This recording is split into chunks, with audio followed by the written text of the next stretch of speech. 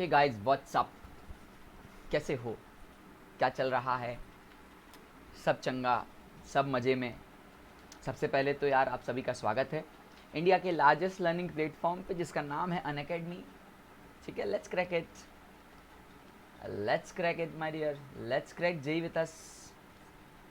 It's about me. मैं हूँ आपका होस्ट, आपका कोच, आपका फ्रेंड धीरेन। ठीक है, मेरे पास मोर देन +6 ईयर्स का टीचिंग एक्सपीरियंस है। इंडिया के वेरियस इंस्टीट्यूट में मैंने पढ़ाया है। मैंने अपना पोस्ट ग्रेजुएशन केमिस्ट्री में कर रखा है। इसके अलावा मेरी आईआईटी जैम रैंक 694 रही है। आप हमसे कनेक्ट हो सकते हैं डायरेक्टली। इसके लिए आपको अपने प्ले स्टोर पे जाना होगा और हमारी ऐप को डाउनलोड करना होगा।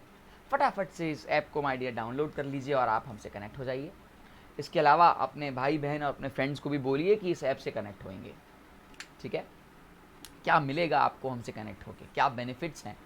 तो देखो दोस्त, बेनिफिट्स तो बहुत सारे हैं, बट मैं कुछ बेनिफिट्स आपको समझाता हूँ। सबसे पहला बेनिफिट है यार डेली लाइव क्लासेस। अनअकैडमी एक ऐसा प्लेटफॉर्म है जो कि आपको हमारे साथ लाइव कनेक्ट होने का मौका देती है, जहाँ पे आप अपने बिंदास होके जो भी मन में जैसे भी डाउट्स हैं आप पूछते हो। इसके अलावा दोस्त, क्वेश्चंस आंसर्स में अपन लोग पोलिंग कराते हैं और पोलिंग के दौरान हमको ये पता चलता है कि कितने बच्चों ने एक सवाल को सही किया और कितने बच्चों ने एक सवाल को गलत किया। नेक्स्ट इज यार लाइव टेस्ट एंड क्विज। हमेशा अपनी परफॉर्मेंस को एनालिसिस करने के लिए आपको मॉक टेस्ट एंड क्विज देना चाहिए। ठीक है, मेरा मानना है कि प्रैक्टिस मेक मैन परफेक्ट। अब होता क्या है कि क्वेश्चन सवाल तो सभी लोग लगा लेते हैं, लेकिन दोस्त अगर एक सवाल को टाइम हमको 2 मिनट अलॉट किया हुआ है और आप उसमें 5 मिनट लगा रहे हो, तो फिर वो सवाल होना और ना होना बराबर है। द रीज़न बिहाइंड इसका इम्पैक्ट आपके अगले क्वेश्चन और इसके ओवरऑल इम्पैक्ट आपके पूरे एग्ज़ाम के रिजल्ट में पड़ेगा। एग्ज़ाम में होता है कि हम पेपर करते हैं और पेपर करते करते पता चलता है यार टाइम अप हो गया। बहुत सारे ऐसे क्वेश्चन होते हैं जो कि हमको लगता है हाँ यार हमें तो आता था, लेकिन आपने टाइम का मैनेजमेंट ठीक नहीं किया, इस वजह से वो क्वेश्चन को आप टच भी नहीं कर पाए। और टाइम का मैनेजमेंट ठीक ना होने का जो बेसिक रीज़न है ना, वो है आपने मॉक टेस्ट एंड क्विज नहीं दिए। तो अनअकैडमी से जब आप जुड़ेंगे, हमारी टीम से जब आप जुड़ेंगे, तो आपको रेगुलर बेसिस पे मॉक टेस्ट एंड क्विज देने का मौका मिलेगा, जिससे आप अपने टाइम मैनेजमेंट को स्ट्रॉन्ग कर सकते हो, अपनी मिस्टेक को दूर कर सकते हो, अपने परफॉर्मेंस में इंक्रीमेंट ला सकते हो। ठीक है दोस्त, मेरा मानना है गलती जो करनी है वो मॉक टेस्ट में करो, क्विजेज में करो, एग्जाम हॉल में मत करो। ठीक है, next is our structured course plan. Unacademy का जितने भी प्लान है वो सारे अपने आप में एक स्ट्रक्चर्ड कोर्स प्लान है। स्ट्रक्चर्ड कोर्स का क्या मतलब होता है? हर चीज़ का हमारे एक शेड्यूल्ड होता है। मेरा मानना है कि revision is the key of success. अगर आपने अपने कोर्स को टाइम पे ख़त्म नहीं किया, उसके बाद उसका रिवीजन ले लिया, तो भी आपका रिजल्ट नहीं आएगा। तो हमारे साथ जब आपको जुड़ेंगे तो आपको एक फ़िक्स टाइमिंग है, हर चीज़ की एक फ़िक्स पैटर्न है कि इतने टाइम में कोर्स फिनिश होता है। इससे आपको रिवीजन का मौका मिलता है और इस पूरे जर्नी के दौरान आपको बहुत छोटे छोटे मॉक टेस्ट देने को मिलेंगे। आपको डीपीपी मिलती है, आपके माइनर टेस्ट होते हैं, आपके मेजर टेस्ट होते हैं। मतलब कंप्लीट आपके अंदर एक परफेक्शन क्रिएट किया जाता है, जो कि आपको एक कह सकते हो कि आपके एग्ज़ाम में एकदम बूस्टअप ला देगा। आपके कोर्स के साथ आपको एक बैच मिलता है, आपको अच्छे फैकल्टीज़ मिलते हैं। आप जिस बैच में एंट्री लेना चाहते हो आप उस बैच में एंट्री लेते हो। एक फ़िक्स टाइमिंग होती है, एक फ़िक्स शेड्यूल के साथ चलते हो। बॉडी क्लॉक, माइंड क्लॉक, सब कुछ बैलेंस रहता है। ठीक है, next is our unlimited access. मुझे लगता है this is the beauty of this app. आप हमसे कनेक्ट होते हो तो अनलिमिटेड एक्सेस के बहुत सारे फ़ायदे हैं। मतलब पहला फ़ायदा तो देखो ये है कि यार इन केस अगर आप हमसे लाइव क्लास किसी रीज़न से नहीं ले पाते हो, छूट जाती है आपकी, या आपका एग्ज़ाम है, या आपका कोई और फैक्टर रहे होंगे, तो आप हमारी रिकॉर्डेड क्लास को भी देख सकते हो। इसके अलावा दोस्त, इसका अनलिमिटेड का फ़ायदा ये है कि हमारे अनअकैडमी में करीबन n नंबर ऑफ़ फैकल्टीज़ पढ़ाते हैं। अब यार n नंबर ऑफ़ फैकल्टीज़ पढ़ाते हैं, मतलब आप सबसे पढ़ सकते हो। आपको मन कर रहा है केमिस्ट्री 10 से पढ़नी है, जाओ भैया 10 से पढ़ो। आपको फिजिक्स 20 से पढ़ना है, 20 में पढ़ो। आपको जिस बैच में इनरोल करना है आप उसमें इनरोल करो। जो टीचर आपको अच्छा लगता है आप उसको सेलेक्ट करो। जिस टाइम में पढ़ना है आप उस टाइम में पढ़ो। मतलब सब कुछ आपके हाथ में है ना? बहुत खूबसूरत सी चीज़, ठीक है। और इन सारे बेनिफिट्स का फ़ायदा उठाने के लिए आपको बहुत इकोनॉमिकल और बहुत ही अफोर्डेबल फ़ी पे करनी होगी, जो कि हमारी 12 मंथ की माय डियर है 38,500। इसके अलावा भी माय डियर आपको 10% का डिस्काउंट मिलेगा, और 10% का इंस्टेंट डिस्काउंट जैसे मिलेगा तो आपका जो अमाउंट हो जाएगा वो हो जाएगा 34,650। मतलब 34,000 में आपको 3 सब्जेक्ट मिल रहे हैं माय डियर। और ये आपको 10% डिस्काउंट आपको मेरे कोड से मिलेगा, जो कि कोड है धीरेन, डेट इज DHIREN। इस कोड को दोस्त दिमाग में सेटअप डालना, इस कोड से ही आपको 10% का डिस्काउंट मिलता है, ठीक है। इसके अलावा बच्चे, अगर आप क्लास 11th में हो और या आप 12th में और ड्रॉप आउट का प्लान है, आपने पहले से ही प्लान कर रखा है, तो आपसे रिक्वेस्ट है कि आप 12 मंथ की जगह 24 मंथ वाला प्लान लो। मैं ऐसा क्यों कह रहा हूँ? तो इसलिए बोल रहा हूँ कि लंबी जर्नी होगी, ज़्यादा कनेक्टिविटी मिलेगी, ज़्यादा टाइम मिलेगा पढ़ने का, बहुत डेप्थ में ज़्यादा जा पाएंगे हम लोग, ठीक है। और जो हमारा 24 मंथ का प्लान है दोस्त, वो है 56,000 का। इसमें भी आपको 10% का डिस्काउंट मिलता है, एंड आफ्टर दिस डिस्काउंट आपका अमाउंट हो जाता है 50,400। अगेन इस डिस्काउंट को अवेल करने के लिए आपको मेरा कोड यूज़ करना पड़ेगा, जो कि कोड है Dhiren, that is DHIREN। Got it दोस्त? Clear cut? इस डिस्काउंट के बाद अगर मैं देखूं तो आपका अमाउंट आ रहा है 50,400। इस अमाउंट को भी अगर आप एक साथ नहीं पे करना चाहते हो तो हमारे यहाँ नो कॉस्ट EMI भी अवेलेबल है on the basis of 6 month, 12 month and 24 month, ठीक है। अगर मैं इसको EMI पे कैलकुलेट कर रहा हूँ तो पर मंथ की जो EMI आ रही है वो आ रही है 2100 रुपये। अब यार 2100 में आपको 3 सब्जेक्ट मिल रहे हैं, मतलब पर सब्जेक्ट की जो कॉस्ट आ रही है वो आ रही है 700 for each subject per month. कुछ भी नहीं है यार, मतलब इससे महंगी तो मेरे ख्याल से आपके गले कूचों की कोचिंग होगी। सोचो कितना सस्ता है। उसके अलावा आपको n नंबर ऑफ फैकल्टीज़ पढ़ा रहे हैं, इंडिया के टॉप क्लास के फैकल्टीज़ पढ़ा रहे हैं, तो इससे इकोनॉमिकल, इससे अफोर्डेबल यार कुछ भी नहीं है, ठीक है। बहुत फ़ायदे हैं इसके। इसके अलावा दोस्त आप मुझसे कहोगे कि सर आप 1 मंथ, 3 मंथ और 6 मंथ के लिए क्यों मना कर रहे हो? द रीज़न बिहाइंड यार, मैंने आपसे कहा कि एक स्ट्रक्चर्ड कोर्स प्लान है। आपको मैं कहूँ कि क्लास 12th को और क्लास 11th को मिला के आपको 3 महीने और 6 महीने में ख़त्म करना है, तो यार इट इज़ प्रैक्टिकली इम्पॉसिबल। मैं ऐसा क्यों बोल रहा हूँ? मेरी समझ से 90+ चैप्टर्स हैं आपके पास, PCM का अगर तीनों के सब्जेक्ट मिला दें तो 90+ चैप्टर की डेप्थ में जाना, उस पर काम करना, उस पर DPP लगाना, उसके मॉक टेस्ट देना, सब कुछ करने में क्या आप उसको वाकई 6 महीने या 3 महीने में ख़त्म कर पाओगे? मेरा मानना है ऐसा नहीं पॉसिबल है, ठीक है। इसलिए या तो आप 12 मंथ का प्लान लो या तो 24 मंथ का प्लान लो, ठीक है दोस्त। ये कुछ झलकियाँ हैं क्लास की। आप देख सकते हो कि बिंदास होकर अपन लोग क्लास में बिंदास होकर पढ़ाते हैं, बहुत मज़ा आता है। वहाँ पे लाइव पोल होता है, देखो मैं क्वेश्चंस करा रहा हूँ, PYQ मैंने सीरीज शुरू कर रखी है, वहाँ पे मैं पोल्स कराता हूँ। देखो बच्चे बिंदास होकर पोल में डिस्कस करते रहते हैं, खुल के बातें करते हैं, खुल के अपने डाउट्स पूछते हैं कि सर यहाँ पे ये क्यों, यहाँ पे ये क्यों नहीं। बहुत मज़ा आता है, ठीक है। मेरी एक PYQ सीरीज चलती है रात के 9 बजे, आप धीरेन क्षेत्रपाल सर्च करेंगे, वहाँ पे मुझे फॉलो करेंगे, हमारी तरफ से आपको नोटिफिकेशन आएगा कि आपकी कौन सी क्लास कब होनी है, ठीक है, कौन सी क्लास है, कितने बजे है। बहुत कुछ आपको वहाँ पे सीखने को मिलेगा, तो आपका इंतज़ार रहेगा दोस्त वहाँ पे। प्लीज़ अब इस ऐप को डाउनलोड करो और वहाँ लाइव का अलग मजा लो, ठीक है। Welcome to the series of most expected topics. आज मैं टॉपिक की जगह एक नई चीज़ लाया हूँ, वो है most important questions of organic chemistry. मुझे ऐसा लगता है कि कुछ ऐसे क्वेश्चंस हैं जो सबसे इंपॉर्टेंट रहे होंगे, आपके एग्ज़ाम में हेल्प करेंगे। ये एक सीरीज़ है, ये कह सकते हो मेरी इंपॉर्टेंट ऑर्गेनिक क्वेश्चन की सीरीज़ नंबर 1 है। ऐसे मैं बहुत सारी सीरीज़ लाऊंगा, ठीक है। इससे आपको पता चलेगा कि ऑर्गेनिक के कितने अच्छे अच्छे क्वेश्चन, कैसे कैसे क्वेश्चन आते हैं दोस्त, ठीक है।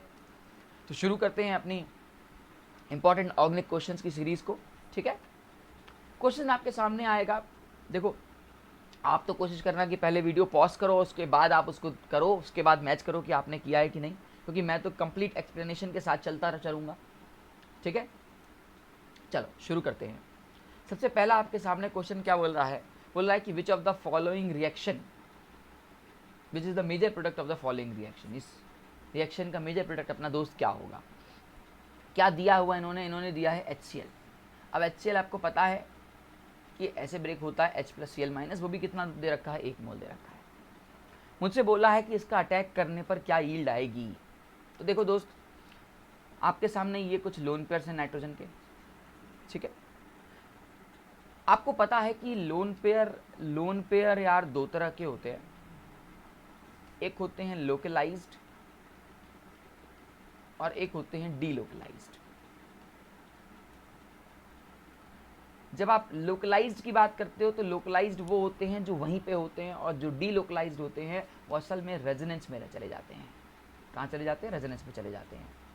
और H+ दोस्त अपने आप में एक प्रोटॉन है, और प्रोटॉन वहाँ आएगा जहाँ पे इलेक्ट्रॉन डेंसिटी तगड़ी होगी।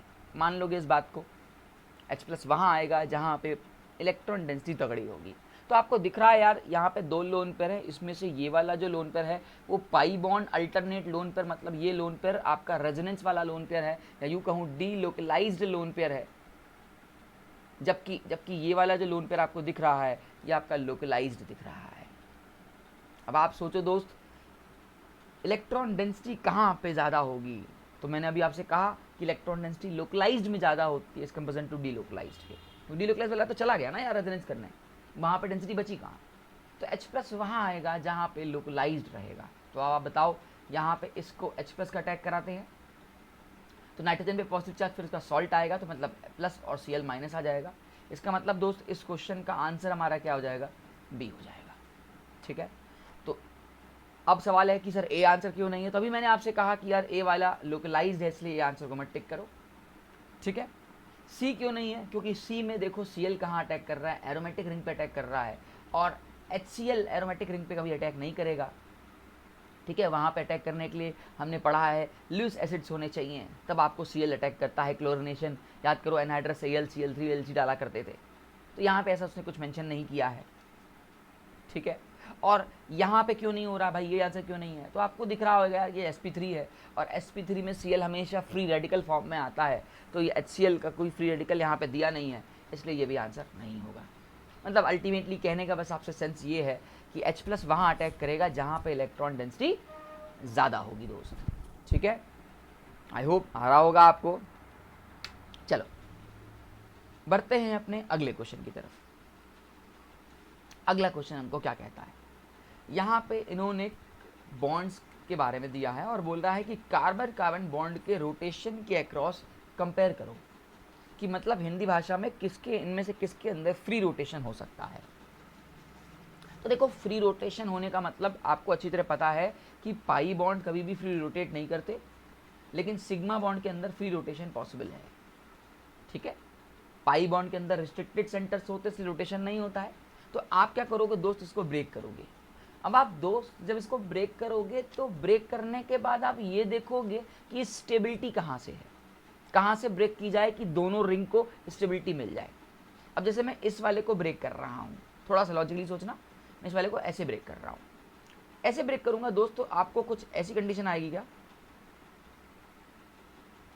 यहाँ पे आ जाएगा आपका पॉजिटिव चार्ज और यहाँ पे आ जाएगा आपका नेगेटिव चार्ज। याद करो, आपने कभी ना कभी एरोमेटिसिटी पढ़ी है और आपने हकल्स रूल को फॉलो किया होगा। एरोमेटिसिटी में 4n+2 पाई इलेक्ट्रॉन्स वाली आपने कंडीशन पढ़ी होगी दोस्त। तो माय डियर, ये वाली रिंग जो है अपने आप में एरोमेटिक हो गई, और साथ में ये भी रिंग अपनी एरोमेटिक हो गई। तो जब दोनों रिंग एरोमेटिक है तो स्टेबिलिटी ज़्यादा है, इसलिए फ्री रोटेशन मॉलिक्यूल को ईजिली मिल पाएगा। तो ए में तो अच्छा रोटेशन होगा, नो डाउट। आओ बी को चेक कर लेते हैं। बी को किस तरह तोड़ा जाए कि रोटेशन मिल जाए। मान लो मैं इसको ऐसे तोड़ता हूँ, तो जब मैं ऐसे तोड़ूंगा तो दोस्त यहाँ पे नेगेटिव आएगा और यहाँ पे पॉजिटिव आएगा, मान लोगे। अब ये 2 2 4 और 2 6 ये भी आपका एरोमेटिक रिंग हो जाएगा, और ये भी आपका एरोमेटिक रिंग हो जाएगा। मतलब बी के अंदर भी दोनों ही रिंग एरोमेटिक है, ए के अंदर भी दोनों रिंग आफ्टर क्लीवेज एरोमेटिक है। ठीक है। सी वाले को देखते हैं। सी वाले को किसी भी एंगल से आप तोड़ के सोचो, किसी भी तरह से तोड़ के सोचो, मैं इसको ऐसे तोड़ूं चाहे ऐसे तोड़ूं, अगर मैं इसको ऐसे तोड़ता हूं तो ये रिंग तो एरोमेटिक मिल जाएगी, लेकिन ये रिंग हमारी क्या हो जाएगी, एंटी एरोमेटिक हो जाएगी। मान लोगे ना यार, ये सब बताने की जरूरत तो मैं नहीं समझता, कोई क्वेश्चंस करा रहा हूँ, इतना लेवल तो आपको आता होगा यार, है ना यार। ये यहाँ पे नेगेटिव आ जाएगा जबकि यहाँ पे पॉजिटिव रह जाएगा, तो ये तो हक्कल रूल को फॉलो कर रहा है, इसलिए दोस्त ये तो एरोमेटिक है लेकिन ये आपका एंटी एरोमेटिक है। क्लियर कट है ना यार, ये एरोमेटिक है और ये आपका एंटी एरोमेटिक है। तो ये रिंग आपकी एरोमेटिक नहीं रही प्योर, तो जो सी वाले में है उसके अंदर उतनी हिंड्रेंस होने होगी, वो उतना फ्रीली रोटेट नहीं करेगा, इसलिए सबसे पीछे हमको किसको करना चाहिए, सी को करना चाहिए। ठीक है, सबसे पीछे हमको किसको करना चाहिए, सी को करना चाहिए। तो आ जाओ सी को सबसे पीछे करते हैं, इस ऑप्शन को हटा देते हैं, इन दोनों ऑप्शन में आते हैं। अब बात उठती है सी को जब हमने पीछे किया तो वो ए ऑप्शन में भी है और सी ऑप्शन में भी है। अब बात उठती है बी को आगे रखें या ए को आगे रखें। दोस्त रोटेशन तो दोनों में है, एरोमेटिसिटी तो दोनों में है, लेकिन अगर आप बी वाले को गौर से देखोगे तो यहाँ पे रेजोनेंस का अमाउंट ज़्यादा है।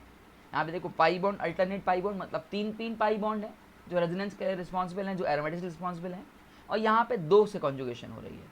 जब ज़्यादा कॉन्जुगेशन होगी तो ज़्यादा स्टेबिलिटी होगी, रिंग ज़्यादा स्टेबल होगी तो ईजिली मूवेबल मारेगी, ईजिली अपने आप को फ्री रोटेट कराएगी।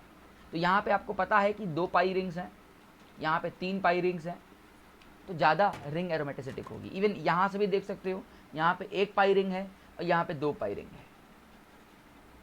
तो आपको क्या ऑब्जर्व हो रहा है कि जितना ईजिली रोटेशन फ्री हो रहा है, जितना स्टेबल हो रहा है, उतना मॉलिक्यूल फ्री रोटेट कर रहा है।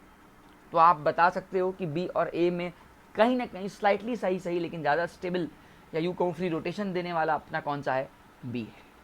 तो इसलिए ए ऑप्शन को भी हटाना पड़ेगा दोस्त, और फाइनली अपना आंसर आएगा सी। ठीक है, कंसेप्ट हैं, सारे कंसेप्ट मैंने मिक्स कर रखे हैं, आपको सारे कंसेप्ट पता होंगे, तभी आप हमारे क्वेश्चंस को अटेम्प्ट कर पाओगे दोस्त, और तभी आपको लगेगा कि हाँ एक लेवल मेंटेन किया गया है। ठीक है,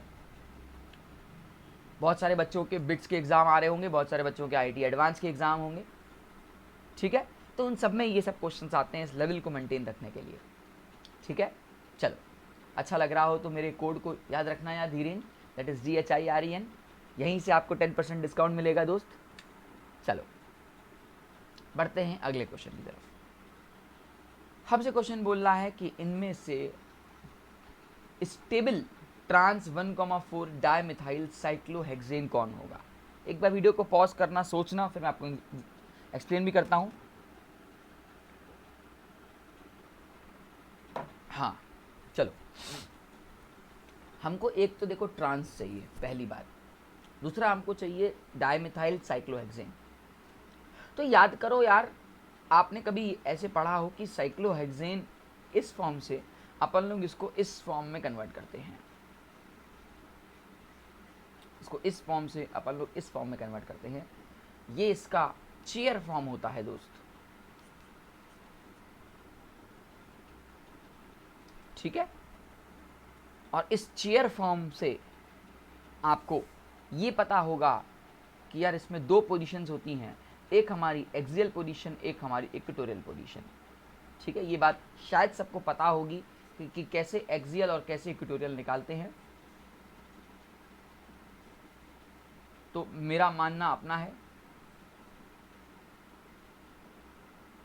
मैं ऐसे करता हूँ, पहले एक्सियल बना लेता हूँ, up down up down up down, ये हमारी सारी पोजीशन एक्सियल की है। इसके अलावा दोस्त जो बची वो अपने आप इक्वेटोरियल की हो जाएगी, ये इक्वेटोरियल, ये इक्वेटोरियल, ये इक्वेटोरियल, ये इक्वेटोरियल, ये इक्वेटोरियल, और यहाँ पे ये इक्वेटोरियल। कितना आसान था, पहले एक्सियल बिछा लो, up down up down up down करते हुए। ठीक है, अब रूल होता है कि स्टेबिलिटी रूल ये कहती है, स्टेबिलिटी रूल ये कहता है कि जो इक्वेटोरियल पोजीशन पे होंगे वो ज़्यादा स्टेबल होंगे एक्सियल पोजीशन। मतलब अगर मोर क्राउडिंग आती जाए तो आप उसको इक्वेटोरियल पोजीशन पे सेट करते चले जाओ। ठीक है, आपने कभी पढ़ा है कि नहीं मुझे नहीं पता कि इक्वेटोरियल इज टू एक्सियल का एक रेशियो होता है। अगर मैं हाइड्रोजन की बात करता हूँ तो ये 1:1 ही रहता है, लेकिन अगर मैं मिथाइल की बात करता हूँ तो ये 19:1 रहता है। मतलब वो 19 टाइम्स चाहेगा कि मैं इक्वेटोरियल पे रहूँ और ये चाहेगा एक्सियल पे रहूँ। उसी तरह अगर मैं क्राउडिंग थोड़ी दोस्त और बढ़ा दूंगा ना, इथाइल कर दूंगा, तो ये करीबन 100:1 का रेशियो होता है। तो मैं जो बोल रहा हूँ अल्टीमेटली बस एक ही बात बोलना चाहता हूँ कि more the crowded will tends to occupy the equatorial position to achieve the stability. ठीक है, तो हमसे स्टेबल पूछा है इस क्वेश्चन में दोस्त। तो आओ देखते हैं कि कौन से पोजीशन पे बैठाया हुआ है। तो यहाँ पे बंदे ने इसको तो एक्सेल बैठा रखा है और यहाँ इक्वेटोरियल कर रखा है, इसको हटा दो। यहाँ पे इस दोनों ने इसको ये भी एक्सेल कर रखा है, ये भी एक्सेल कर रखा है, एकदम हटा दो। यहाँ पे भी शायद वही काम किया है क्या, एक्सेल कर रखा है, हटा दो। यहाँ पे इसने इधर इक्वेटोरियल और इधर भी इक्वेटोरियल बना रखा है, मतलब यही ऑप्शन एक अपना बचता है। ठीक है, क्लियर कट। तो हमसे मोस्ट स्टेबल फॉर्म पूछा था, वो भी ट्रांस पूछा था। अब ट्रांस आपको पता है कि 1,4 एंटी में है, ये इधर रहेंगे तो ट्रांस रहेंगे, एक इधर जा रहा है, एक इधर जा रहा है, तो ट्रांस तो होने की चांसेस पूरी है। तो ट्रांस भी है और स्टेबल भी है, तो बहुत बहुत सिंपल सा क्वेश्चन था ये। ओके, यही चीज़ अगर थोड़ी देर के लिए आपसे बोलता कि फ्लोरीन और क्लोरीन है और आपको ऑप्शन देना है कि कहाँ पे फ्लोरीन रखोगे और कहाँ पे क्लोरीन रखोगे, तो क्लोरीन को फर्स्ट प्रायोरिटी दोगे और फ्लोरीन को बाद प्रायोरिटी दोगे। मतलब एक ऑप्शन ये था और एक हाइपोथेटिकल मानने का ऑप्शन ये है, इनमें से ये कुछ ऐसे है। तो ये पोजीशन सही है, ये पोजीशन गलत है। द रीज़न बिहाइंड स्टेबिलिटी की बात चल रही है कि फ्लोरीन थोड़ा सा less crowded as comparison to chlorine, और क्लोरीन की साइज़ बड़ी है, क्राउडिंग ज़्यादा है। तो अभी मैंने कहा कि क्राउडिंग वाला कहाँ रहना चाहेगा, तो दोस्त वो हमारा इक्वेटोरियल पोजीशन की तरफ रहना चाहेगा। यहाँ पे भी वही हो रहा है। ठीक है, मज़ा आ रही होगी, बहुत सिंपल चीज़ थी। हाँ, बढ़ते हैं अपने अगले क्वेश्चन की तरफ।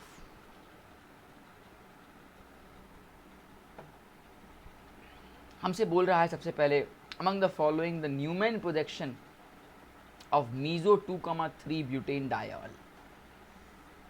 मीजो के 2,3 ब्यूटेन डायऑल में इनमें से कौन सा न्यूमैन प्रोजेक्शन होगा। अब मैं आपको बताऊं, इसके करने के तो बहुत सारे तरीके हैं। लोग क्या करते हैं मैं बताऊं, पर्सनली मैंने बहुतों को देखा है कि वो पहले अपने इस फॉर्म से अपने आप को बदलते हैं इस फॉर्म में, इस फॉर्म में ले आते हैं। मतलब अपने न्यूमैन प्रोजेक्शन से वापस आते हैं किस फॉर्म में, फिशर प्रोजेक्शन की तरफ जाते हैं, और फिर उसको रिप्लाई देने की कोशिश करते हैं कि सर ऐसा नहीं ऐसा, क्योंकि दिमाग में फंसा हुआ है कि ऐसे देखा है हमने मीजो कंपाउंड। मैं एग्जाम्पल ले रहा हूँ कि मान लो ये थोड़ी देर के लिए कुछ ऐसा है, उसको एक सेकंड के लिए रोकते हैं तो आपके दिमाग में चलता है कि कायल सेंटर भी हो और प्लेनो सिमेट्री भी हो, तो लोग इसमें देखते हैं, इसमें देख नहीं पाते हैं। लेकिन मैं आपको एक बहुत बेहतरीन से ट्रिक सिखा रहा हूँ, बहुत बेहतरीन से ट्रिक सिखा रहा हूँ कि क्यों आपको यहाँ से वहाँ जाने की ज़रूरत ही नहीं है। आप क्यों अपना एग्ज़ाम हॉल में अपना टाइम वेस्ट करोगे। आप टाइम ना वेस्ट करो दोस्त। इसका एक सिंपल सा तरीका है कि आप यहीं पे इमेजिनेशन में स्ट्रॉन्ग करो, अपनी इमेजिनेशन को यहीं पे इतनी स्ट्रॉन्ग करो कि हमको मीज़ो बनाना है। इनडायरेक्टली मुझे और कुछ नहीं चेक करना है, मुझे इसके अंदर पीओएस चेक करना है। मुझे देखना है कि इनमें से किस स्ट्रक्चर में पीओएस है। कायल सेंटर तो सभी में होगा, ठीक है, ये बात तो दोस्त मानते हो ना कि कायल्स एक आपका फ्रंट में है एक बैक में है, तो डायरेक्टली तुम्हें पीओएस चेक करनी है। और पीओएस चेक करने का सबसे बेस्ट तरीका है कि आप इसको रोटेट कराओ। अब आप हाइपोथेटिकल रोटेशन सोचना कि मान लो मैं क्वेश्चन पी की बात कर रहा हूँ, मैं किसी भी एंगल में देखो, 3 एंगल पॉसिबल है, या तो 120 का, या तो 60 का, या तो 180 का। ये 3 एंगल पॉसिबल है। इसके साथ आपको पता होगा कि जो दो के बीच में एंगल का डेविएशन होता है वो 60 का होता है, फिर 120 का, फिर 180 का। ये हमने पीछे वीडियोस में बहुत बार देखा है। तो अब 60, 120, 180 में से किसी भी एंगल पर रोटेट करा के चेक करो, और चेक करने के बाद ये देखो कि क्या कहीं पे आपको पीओएस मिल रही है। तो देखो, अगर मैं ऑप्शन पी की बात करता हूँ, इस क्वेश्चन पी की बात करता हूँ, तो दोस्त पी में आपको, अगर मैं इस फ्रंट वाले को होल्ड कर रहा हूँ और बैक वाले को मूव कर रहा हूँ, तो ये जो मिथाइल पीछे वाला मिथाइल देख रहा है, ये 180 रोटेट करने के बाद यहाँ पहुँचेगा। 180 जब मैं इसको रोटेशन कराऊंगा, मैं यहाँ कर दे रहा हूँ यार, इसका जब मैं 180 डिग्री का रोटेशन करूँगा तो दोस्त कुछ ऐसी कहानी आएगी क्या, मैं आगे वाले को होल्ड किए रह रहा हूँ और पीछे वाले को दोस्त मूव करा रहा हूँ। जब मैं इस मिथाइल को मूव कराऊंगा तो आपको साफ साफ दिख रहा है कि इस मिथाइल के ऊपर ये मिथाइल आएगा, आ गया। इस OH के ऊपर ये वाला OH आएगा, आ गया दोस्त। और इस H के ऊपर ये H आएगा। तो देखो, तो इस साफ साफ एक टाइम पे पीओएस नजर आएगी, और जहां पे पीओएस ना आएगी वहीं से काट दो उठा के, क्योंकि ये तो रोटेट करते रहते हैं। एक सिचुएशन क्रिएट करो हाइपोथेटिकल, एक ऐसी कंडीशन आई जहां पे ये एक दूसरे को ओवरलैप किए, पहले ये ऐसे थे, ओवरलैप किए और वहीं से आपने काट दिया, तो वहां से आपने पीओएस चेक की। तो हाँ, मुझे इस क्वेश्चन ऑप्शन पी में मुझे पीओएस दिख रहा है, और वो दिख रहा है 180 डिग्री पे। 180 डिग्री पे वो मुझे पीओएस नजर आ रहा है। जरा क्यू के बारे में सोचो, किस एंगल से कराएं कि इसको पीओएस मिल जाए, सोचना। पहले तो देखो, ये मिथाइल इसके ऊपर है। अगर मैं इसको 180 के लिए सोचता हूं तो दोस्त, मिथाइल के ऊपर तो मिथाइल आ जाएगा, लेकिन इस OH के ऊपर यहाँ H आएगा, इसलिए 180 से सोचना तो बेवकूफ़ी है। ठीक है, 60 से सोच के देखते हैं, तो आपको पता है, चलो ठीक है, 60 से ये वाला तो इसके ऊपर आ जाएगा, ये इसके ऊपर आ जाएगा, लेकिन मिथाइल के ऊपर मिथाइल नहीं आएगा। ठीक है, और 120 की तो बात ही मत करो। 120 में OH के ऊपर मिथाइल आएगा, OH के ऊपर H आएगा, तो फिर बेवकूफ़ी है। तो आपको ना तो 60 से कहीं पीओएस मिल रही है, ना तो आपको 120 से मिल रही है, और ना तो आपको 180 से मिल रही है। मतलब दोस्त, क्यू वाले ऑप्शन में किसी भी तरह से आप पीओएस नहीं पाओगे, किसी भी तरह से। ठीक है ना। आओ जरा आर की तरफ जाते हैं, किस एंगल से मुझे पीओएस मिल जाएगा। तो आओ, अगर मैं इसको 60 रोटेट कराता हूँ, मैं फ्रंट वाले को घुमा रहा हूँ, 60 को यहाँ ले जाऊँगा तो ये इसके ऊपर, ये इसके ऊपर दोस्त, और ये इसके ऊपर। मान लोगे नहीं बात, 60 डिग्री से रोटेशन पर मुझे पीओएस मिल जाएगा। 60 डिग्री के रोटेशन से मुझे पीओएस मिल जाएगा। तो आंसर इज यस, इसके अंदर पीओएस है। एक आपको पी ऑप्शन में मिला, एक आपको आर ऑप्शन में मिला। इसके अंदर चेक कर लेते हैं। मान लो अगर मैं 60 कराता हूँ तो ये तो इसके ऊपर आ जाएगा, लेकिन ये इसके ऊपर आएगा और ये इसके ऊपर आएगा, जो कि सही बात नहीं है। 180 कराने का कोई तुक नहीं है, 120 कराने का कोई तुक नहीं है। तो और एस के अंदर भी पीओएस नहीं आएगी। मतलब दोस्त, किसके अंदर आपको पीओएस मिली? एक आपको मिली पी के अंदर, और एक आपको मिली आपको आर के अंदर। इन दो के अंदर ही आपको पीओएस मिली है। मतलब आपका ऑप्शन क्या हो जाएगा? P and R. P and R ही आपका ऑप्शन होगा। तो ऑप्शन कौन सा बैठ रहा है दोस्त? बी ऑप्शन बैठ रहा है। तो इस क्वेश्चन का जो सही आंसर हुआ वो बी हुआ।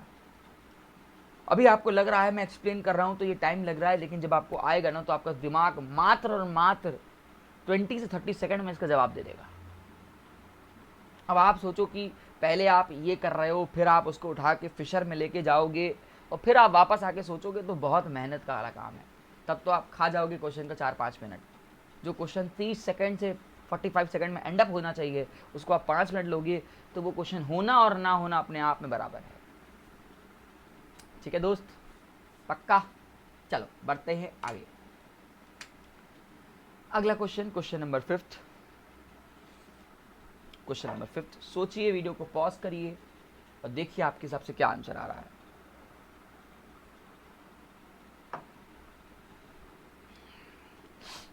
चलो, आई होप आपने पॉज कर लिया होगा, देख लिया होगा। आपने टॉटोमेरिज्म जरूर पढ़ा होगा, कीटो इनॉल टॉटोमेरिज्म आपने कभी बहुत बार देखा होगा। मैं ज़्यादा एक्सप्लेनेशन तो नहीं दूंगा इसमें।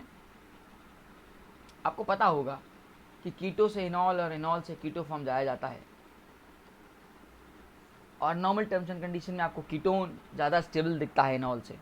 लेकिन मैंने आपको बहुत पहले बताया है, बहुत सारी वीडियोस बताया है कि कब इनॉल ज़्यादा स्टेबल होता है तो हाइड्रोजन बॉन्डिंग देखते हैं, लेस स्टेरिक क्राउडिंग देखते हैं, कॉन्जुगेशन देखते हैं, एरोमेटिसिटी देखते हैं। उस केस में इनॉल को स्टेबल बनाते हैं, नहीं तो कीटो स्टेबल होता है। तो यार इन ऑप्शन में ये इनॉल फॉर्म में है, ये इनॉल फॉर्म में है, लेकिन सेकंड वाला ऑप्शन कीटो फॉर्म में है, and keto form is more stable than enol form. तो दोस्त, second is more stable than third किस ऑप्शन में है? तो एक ऑप्शन को इसको हटाते हैं, बी को पहले, तो अब बचता है ये तीनों। हाँ, ये भी हटाना पड़ेगा, ओके, क्योंकि सेकंड सबसे ज़्यादा स्टेबल है। अब आपके पास ऑप्शन आता है सी और डी। अब लड़ाई उठती है 1 और लेके और 3 को लेके। तो 1 और 3 को लेकर लड़ाई जो उठी है, उसके लिए एक रूल होता है, अपन लोग ने ब्रिड्ज रूल पढ़ा होगा। इस रूल के अकॉर्डिंग आपने कभी पढ़ा हो कि ब्रिज के सेंटर्स पे, ब्रिज के हेड पे कभी भी डबल बॉन्ड स्टेबल नहीं होता है, ठीक है। ये कभी भी स्टेबल कंडीशन नहीं है, जबकि ये वाली कंडीशन दोस्त स्टेबल है आपकी, ये आपकी स्टेबल है और ये आपकी स्टेबल नहीं है दोस्त, ठीक है। तो जो आपका ब्रिज का देख रहे हो, ये ब्रिज जो आप देख रहे हो, ऑब्जर्व कर रहे हो, इस पर कभी भी आपको डबल बॉन्ड स्टेबल नहीं मिलेगा। अब आपको आ चुका होगा आंसर, तो देख सकते हो ये ब्रिज का डबल बॉन्ड यहाँ दिख रहा है आपको, तो ये स्टेबल नहीं है। जबकि यहाँ पे एस कंपेरिजन की बात चल रही है, यहाँ पे थर्ड वाला फर्स्ट के कंपेयर में ज़्यादा स्टेबल है, क्योंकि आप इसको इसी फॉर्म में तो ले आ रहे हो दोस्त, यही तो कर रहे हो। ये लिखूँ चाहिए लिखूँ गल्ला एक ही तो है, इसलिए दोस्त ऑप्शन क्या आएगा, पहले सेकंड, सेकंड के बाद कौन सा आएगा दोस्त, अपना आएगा थर्ड, एंड थर्ड के बाद आएगा फर्स्ट। तो कौन सा ऑप्शन बैठ रहा है, डी ऑप्शन बैठ रहा है, ठीक है। मज़ा आ रहा है। चलो बढ़ते हैं अगले क्वेश्चन की तरफ, and the classic question ever. आओ, क्या कर रहा है भाई ये, ग्रिग्नार्ड बाबा को याद करिए दिल से पहले तो, ठीक है। PHMGBr है, ये हमने सामने दे रखा है स्पीशीज, और बोला है कि चल प्रोडक्ट बना दे, तो आओ उसके सामने खेलते हैं।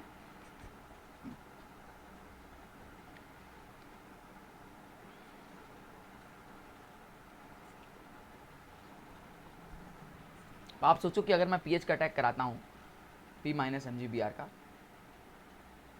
तो उसका अटैक यहाँ कराऊंगा, ये बॉन्ड ऐसे खुल जाएगा। जब ये खुलेगा तो दोस्त ये कुछ ऐसे पहुँचेगा क्या थोड़ी देर के लिए, CO-, यहाँ पे पीएच आ जाएगा, ये O वैसे का वैसे, ये ऐसे का ऐसे, ये ऐसे का ऐसे, और MGBr, ठीक है। लेकिन आपको पता है कि यहाँ पे अनस्टेबिलिटी आएगी, और अगर अनस्टेबिलिटी आएगी तो दोस्त ये बॉन्ड तुरंत खुलेगा, और ये खुलेगा तो ये बॉन्ड सड़क से बाहर निकलेगा, ये लिविंग ग्रुप हो जाएगा, और कहानी कुछ ऐसी आ जाएगी। मैं एक बार बना लेता हूँ यार यहाँ पे दोबारा,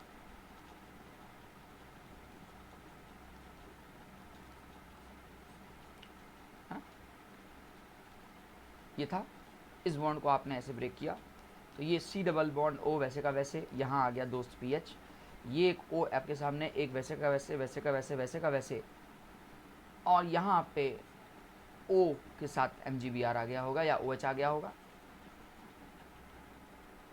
ठीक है, क्योंकि यहाँ पे प्लस फॉर्म में दे रखा है।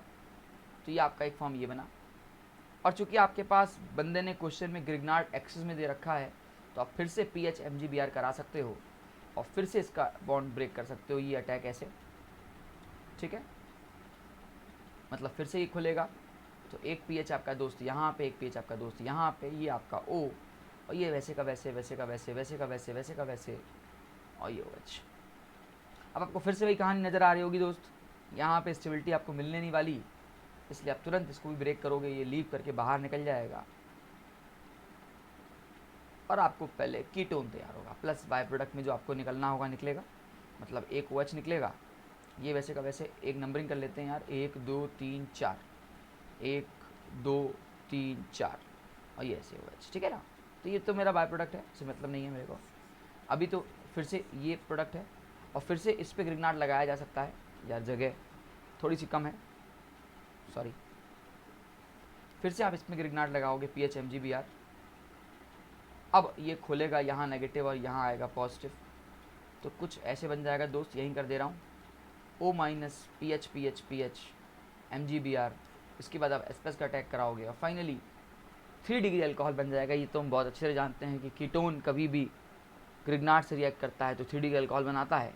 तो किस ऑप्शन में है अपने पास, ऑप्शन नंबर बी में है, ठीक है। तो इस ऑप्शन को तो हटाओ फटाफट, ठीक है। यहाँ पे एक्सेस दिया था, इसलिए रुकना नहीं है, तब तक नहीं रुकना है जब तक कंप्लीटली ग्रिग्नार्ड्स का पूरा यूज़ ना ले लें, ठीक है। बढ़े आगे दोस्त, आई होप मेरी बात आपको समझ में आ रही होगी। हाँ, नेक्स्ट क्वेश्चन, अगेन ये क्वेश्चन ग्रिग्नार्ड पे है, लेकिन मैंने 2 क्वेश्चन इसलिए दिया है कि बहुत क्लासिक क्वेश्चन है, लोग जल्दीबाजी में इसका आंसर देते हैं और रॉन्ग हो जाता है। तो देखो, इसको जल्दीबाजी में नहीं करनी, आप वीडियो पॉज करके एक बार आंसर देखो कि जो आपका आंसर आ रहा है वो मेरे से मैच कर रहा है कि नहीं।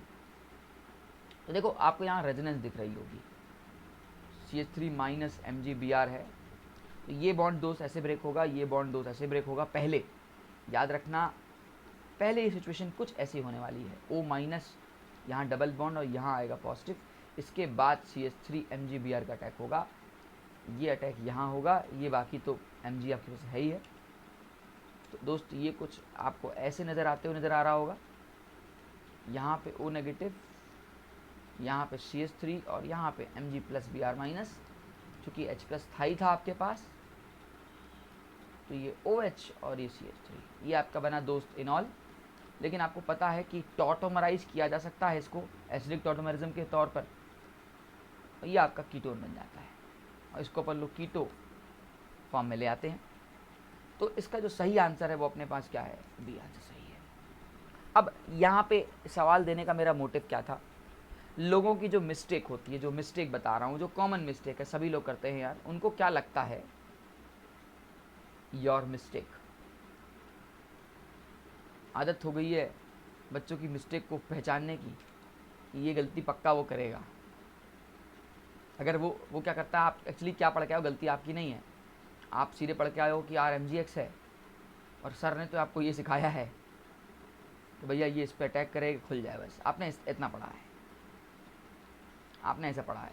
तो ये आप सीधे क्या करते हो, O माइनस और यहाँ लगाते हो CH3, डबल बॉन्ड का आपका कोई लेना देना नहीं है, और फिर आप यहाँ पे H लगा देते हो, तो आपका ये आपको आंसर आने लगता है।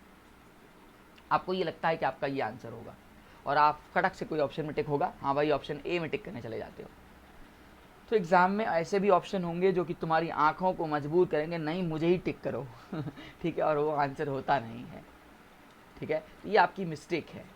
अच्छा ऐसा क्यों नहीं हुआ, तो देखो यार, टू बी वेरी ऑनेस्ट, जब यहाँ पे आप बॉन्ड का क्लीवेज होगा, जब बॉन्ड का क्लीवेज होगा तो पहले ये रेजोनेंस की तरफ जाएगा। कहाँ जाएगा दोस्त, पहले ये रेजोनेंस होते हुए जाएगा, पहले इसके अंदर इंटर रेजोनेंस होगा और उसके बाद न्यूक्लियोफाइल अटैक करेगा। पहला कारण तो ये, और दूसरा कारण ये है कि ये न्यूक्लियोफिलिक एडिशन रिएक्शन है, तो न्यूक्लियोफाइल हमेशा लेस क्राउडेड साइड पे अटैक करता है। तो आपको दिख रहा है कि ये जो साइड है ये लेस क्राउडेड है, और यहाँ वाली जो साइड है ये थोड़ी मोर क्राउडेड है। देख सकते हो दोनों तरफ से है, रिंग भी है, तो ये हमारी मोर क्राउडेड साइड है। तो ये सेकेंडरी बात है। पहली बात तो ये है कि पहले इंट्रा रेजोनेंस होता है, बाहर से न्यूक्लियोफाइल बाद में अटैक करेगा। ठीक है, ये इंट्रा रेजोनेंस होता रहता है, तो स्ट्रक्चर अपने आप को पहले स्टेबल करता है, फिर न्यूक्लियोफाइल अटैक करता है। आपने हमेशा पढ़ा है कि जब आप न्यूक्लियोफाइल का अटैक कराते हो कहीं पॉजिटिव चार्ज में, तो पॉजिटिव चार्ज स्टेबल होना चाहिए, free form of positive charge होना चाहिए। तो इसलिए पहले आप इंट्रा का रेजोनेंस कराते हो, रेजोनेंस कराने के बाद अटैक कराते हो। ये बात का ख्याल रखना, नहीं तो जनरली लोग मिस्टेक कर जाते हैं और ऑप्शन ए अपनी आँखों से देखते हो टिक मार देते हैं, जबकि इसका आंसर अपना बी है। ठीक है दोस्त, आई होप मेरी बात तुम्हें जहन में जा रही होगी कि मैं किस बात को बताना चाह रहा हूँ, किस लेवल का क्वेश्चन करा रहा हूँ। ठीक है, ऑर्गेनिक की यही ब्यूटी है कि जो आपको दिखता है वो होता नहीं है। ठीक है, कभी कभी बहुत सारी मिस्टेक्स आप करते हो। ट्राई करिए ये क्वेश्चन नंबर 8, वीडियो को पॉज करके सोचिएगा कि क्या इसका आंसर होना चाहिए इस क्वेश्चन का। हमसे बोल रहा है कि among the following free radical bromination select those in which 2 degree halide is major product। इनमें से कौन सा ऐसा है जिसमें 2 degree halide as a major product बनेगा। तो आइए करते हैं। आपको ये तो पता है ना कि फ्री रेडिकल होता है तो 3-2-1 बनता है स्टेबिलिटी में, उसने मुझसे 3-2 ही मांगा है। तो आपको पता है कि जब हम रेजोनेंस करते हैं, सॉरी फ्री रेडिकल रिएक्शन करते हैं, तो एक रेडिकल बनेगा, तो एक रेडिकल यहाँ पे आएगा, उसके बाद आप बियर का अटैक कराओगे, मतलब ये आपका 2 डिग्री देगा, नो डाउट दोस्त। लेकिन इस वाले से पूछो रेडिकल यहाँ पे आएगा तो ये आपका 3 डिग्री हो जाएगा, इसलिए ये ऑप्शन नहीं होगा। इस वाले में देखें तो ये यहाँ पे आएगा दोस्त, ये अपना 2 डिग्री होगा। प्लीज़ दोस्त ये मत देख लेना, लोगों के मन में गलती हो जाती है, इसको देखने लगते हैं ये sp2 का है, और रेडिकल कभी भी sp2 पे अटैक नहीं करेगा। sp3 का रेडिकल ज़्यादा स्टेबल होता है sp2 के रेडिकल से, इसलिए R भी नहीं होगा। यहाँ पे भी वो पहले चाहेगा 3 डिग्री पे अटैक करना, इसलिए ये भी नहीं होगा, है ना।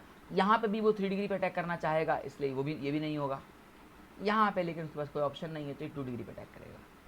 तो एक हमारे पास दोस्त कौन क्या क्या आया, एक हमारे पास आया P और एक अपने पास आया, अच्छा इसको क्यों नहीं होगा यार, ये तो होगा ना R, ये यहाँ वाले पे नहीं होगा, ठीक है ना, ये R ये भी होगा और ये अपना U PRU, किसमें भाई option PRU, this is the option PRU। ठीक है दोस्त, तो मेरी बात समझ में आ रही है। अब आप मुझसे कभी बच्चे का सवाल करते हैं कि सर ये भी तो 2 डिग्री जाएगा। मैंने ऐसा नहीं कहा कि मेजर माइनर प्रोडक्ट बनाने को, मैंने आपसे देखो यहाँ साफ साफ लिखा है in which 2 degree alkyl is the major product. सिर्फ 2 डिग्री की बात नहीं कर रहा है, 2 डिग्री भी हो और वो मेजर भी हो। SV2 भी बनेगा, लेकिन वो किस फॉर्म बनेगा, माइनर फॉर्म बनेगा। बात समझ में आ रही है। C में 2 डिग्री बनेगा, लेकिन किस फॉर्म बनेगा, माइनर फॉर्म बनेगा। C बोल रहा हूँ मतलब ये Q वाला जो भी तुम्हारे साथ। तो ओवरऑल हमको ओनली मेजर बताना है, हमको 2 डिग्री वाले नहीं बताने हैं। तो क्वेश्चन को पूरी तरह पढ़ना था। बच्चे क्या करते हैं, जल्दी जल्दी में सिर्फ 2 डिग्री देखते हैं तो लगता है सब जगह 2 डिग्री है। ऐसा मत करो यार, ठीक है। चलो नेक्स्ट क्वेश्चन आपसे बोल रहा है कि which of the following does not represent, does not लगा दिया दोस्त, represent the major product of the reaction. इनमें से कौन सा ऐसा है जो मेजर प्रोडक्ट को रिप्रेजेंट नहीं कर रहा है, ठीक है। तो आप पहचानो उस रिएक्शन को। पहले तो दोस्त आपने कभी पढ़ा होगा वुड्स रिएक्शन के बारे में,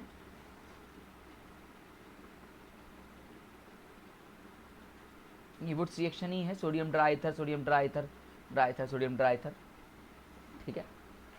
और आपने कभी ये पढ़ा होगा कि जब भी कभी भी ऐसी रिएक्शन होती है तो ये रेडिकल मैकेनिज्म जाती है और रेडिकल बनते हैं और उसके बाद ये बॉन्ड बनता है। तो आपको दोस्त साफ साफ दिख रहा है कि जब रेडिकल बनाना होगा तो कभी रेडिकल यहाँ आएगा, फिर ये बॉन्ड यहाँ बन जाएगी और ये ऑप्शन सही हो जाएगा।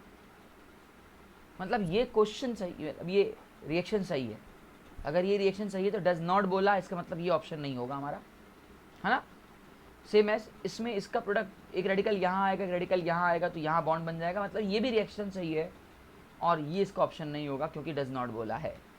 सेम एज इसके साथ भी यही होगा, एक रेडिकल यहाँ आएगा, एक रेडिकल यहाँ आएगा और ये मिलके बॉन्ड बनाएंगे जो कि बन रहे हैं, ठीक है। 2 ही इलेक्ट्रॉन्स लिखा है, 4 नहीं लिखा है, तो ये भी अपनी जगह सही है, मतलब ये ऑप्शन नहीं होगा। बचता है ये, इसका क्या आंसर होना चाहिए दोस्त, पहले तो इसका आंसर दोस्त ये होना चाहिए, ये एक रेडिकल यहाँ वाला, एक रेडिकल यहाँ वाला, इधर बॉन्ड बना दें, तो उसका ये आंसर होना चाहिए। इन बताने इन्होंने क्या दे रखा है आंसर, तो ये आंसर रॉन्ग है, मतलब यही स्टेटमेंट इस क्वेश्चन के लिए ये सही है। अदरवाइज ओवरऑल ये रिएक्शन जो है आपकी रॉन्ग हो रही है, इसका प्रोडक्ट ये नहीं बनेगा, जो मैंने बनाया है वो ये बनेगा। तो थोड़ी सी बारीकी रखिएगा रेडिकल के टाइम, वुड्स के टाइम, ठीक है, तो आपका आंसर अपने आप आएगा। चलिए, ये एक बहुत अच्छा क्वेश्चन है।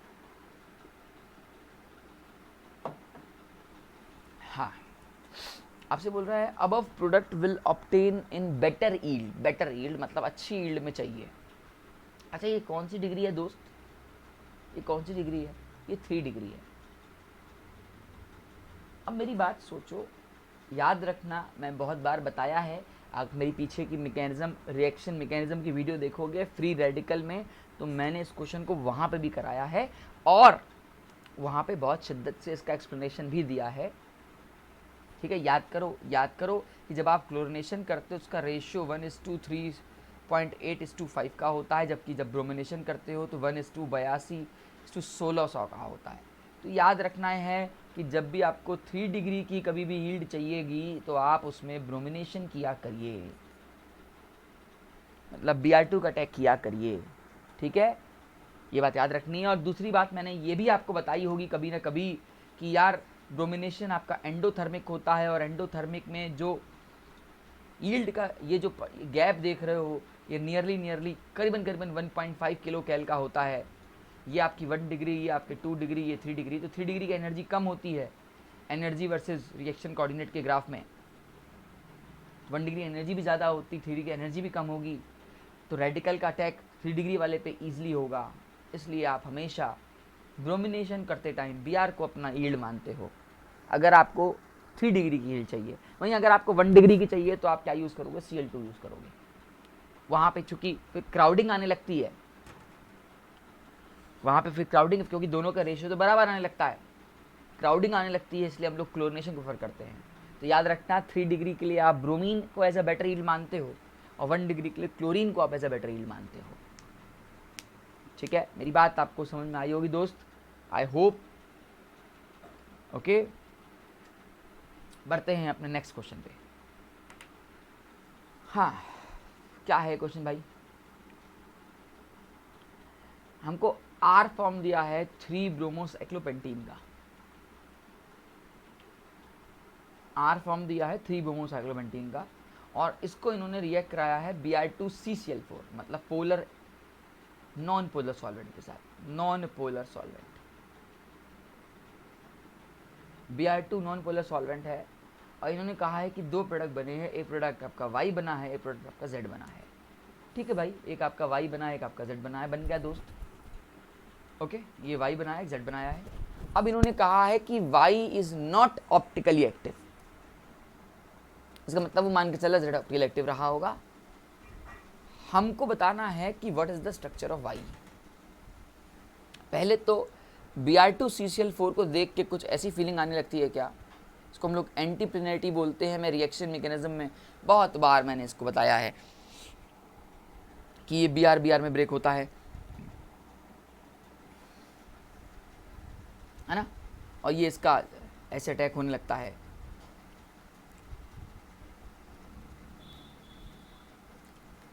ये इसके साथ रेडिकल इंटरेक्शन होता है, और ये इस रेडिकल इंटरेक्शन के बाद एक साइक्लिक रिंग सी बनती है, बताया हुआ है यार, बस मैं फटाफट एक बार कर दे रहा हूँ। उसके बाद आप दूसरे Br- का अटैक कराते हो in the presence of CCl4, तो ये अटैक इसके एंटी प्लेनेरिटी रूल पे होता है। मतलब एक Br अबव रहेगा दोस्त, तो एक Br बिलो रहेगा दोस्त, है ना, एक Br अबव रहेगा दोस्त, तो एक Br बिलो रहेगा। इस वजह से इसको एंटी प्लेनेरिटी रूल के अकॉर्डिंग हम लोग सॉल्व करते हैं। अब हमको देखना ये है कि जो Br अटैक कर रहा है, एक अबव है एक बिलो है, तो आओ किस ऑप्शन में है, किस ऑप्शन में है, तो देखते हैं।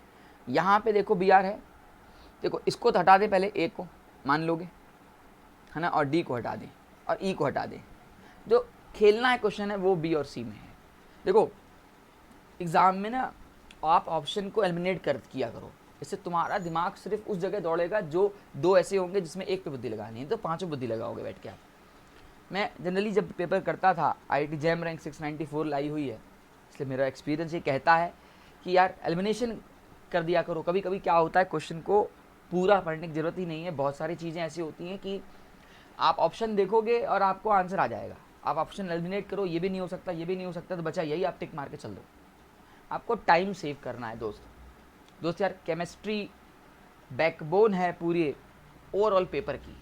केमिस्ट्री अच्छी होगी, ज़्यादा स्कोर कर पाओगे, कम टाइम दोगे केमिस्ट्री को तो ही आप अपना मैथ्स और फिजिक्स में टाइम दे पाओगे। केमिस्ट्री का एक क्वेश्चन लगभग मात्र 1 मिनट और 1 मिनट के अंदर होता है। एक आध क्वेश्चन जो होंगे वो 1.5 से 2 मिनट लेके जाएंगे, जो फिजिकल केमिस्ट्री के न्यूमेरिकल्स होंगे। अपार्ट फ्रॉम दैट आपको 1 मिनट से ज़्यादा नहीं लगेगा, 1 से सवा मिनट से। ठीक है जी, जो आपका टाइम बचेगा यही टाइम आप मैथ्स में यूज़ करोगे, क्योंकि मैथ्स में मेरा पर्सनल एक्सपीरियंस है कि एक क्वेश्चन करीबन 2 से 3-4 मिनट का होता है। तो अगर मैं टाइम मैनेजमेंट का डिस्ट्रीब्यूशन करूँ तो उतना है नहीं टाइम, तो आप यहीं से टाइम काटते हो और वहाँ देते हो दोस्त। ठीक है, आई होप मेरी बात समझ में आ रही होगी कि मैं किस गहराई की बात कर रहा हूँ आपसे। हाँ, तो हमसे बोल रहा है ऑप्टिकली एक्टिव नहीं होना चाहिए। तो ऑप्टिकली एक्टिव क्या होते थे पता है यार, जिसके अंदर नो POS और नो COS होती थी। मतलब हमको ऐसा ढूंढना है जिसके अंदर COS या POS हो, वही हमारा आंसर हो जाएगा। तो देखो एक यहाँ पे अबव, एक अबव बिले, अबव एंड बिलो। जरा सी वाले ऑप्शन को थोड़ा गौर से देखो, तो क्या मैं सी वाले ऑप्शन को ऐसे काट सकता हूँ क्या, ये ऐसे करके मुझे POS मिल गई, मिल गई नहीं मिल गई यार, ये समझ में आ रही है ना बात। BR एक तरफ है, यला BR एक तरफ है, तो यहाँ से POS मिल गई आपको। और अगर दोस्त आपको यहाँ से POS मिल गई, इट मीन्स ये आपका आंसर हो जाएगा। ये आपका आंसर इसलिए होगा क्योंकि आपको उसने POS दिलाई है, और आपको वही पूछा था कि ऑप्टिकली एक्टिव कौन नहीं होगा, तो आंसर इज यार सी, टॉपिकली एक्टिव नहीं होगा। ठीक है दोस्त, आओ बढ़ते हैं अगले क्वेश्चन की तरफ। क्वेश्चन नंबर 12 क्या कहता है हमको? क्वेश्चन नंबर 12, हाँ क्वेश्चन का तो कोई अंत नहीं है मेरी सीरीज का। ठीक, पहले तो O3 दे रखा है, ए बनाया है, फिर बी बनाया है, फिर सी बनाया है। आपने ओजोलिसिस पढ़ा हो अगर यार, तो इसका ओजोलिसिस करोगे तो ये मिलेगा, ऐसे 2 मोल मिल जाएंगे। LiLH4 रिडक्शन कराता है, सीधे OH मिलेगा। H+ मतलब ये आपका बी हो गया। H+ आपका डिहाइड्रेशन कराता है, तो डबल बॉन्ड यहाँ कहीं आ जाएगा। कोई ऑप्शन में है तो एक ही ऑप्शन है यार अपना सी, तो उसमें तो कुछ था ही नहीं। बहुत सिंपल क्वेश्चन दे दिया मैंने, है ना।